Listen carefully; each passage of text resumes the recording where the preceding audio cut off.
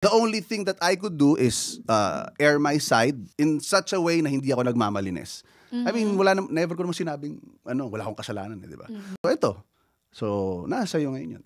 Ay, kung ma-meet mo yung younger Paolo, yung kanina pinag-usapan, like 10, 15 years younger Paolo, ano sasabihin mo sa kanya? Kunyari, ayan na, may kaibigan na siya, kinakausap na, alam ko na tong moment ano na to. sasabihin? Naalala ko na to. Magta-transition na from friends to something else. Ano sasabihin Kanino? Sa younger self mo. Araboy. Gagano na ba isa? Iba ka! Ano mo? Iba ka! Iba ka, boy! Bakit? Believe ka. Believe ka sa...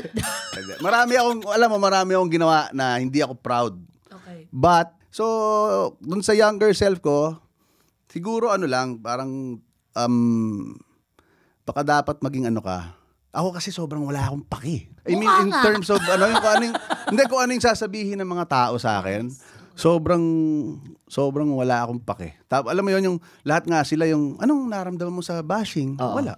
Hindi, pero ako sasabihin ko na, you have to care more about what people say. Hindi mo alam na nakakasakit ka, hindi mo alam na hindi masamang mag-care sa, not too much, pero just enough para you check yourself from time to time. Nice. I like it. Palakpakan niyo si Paolo. May mga realization siya.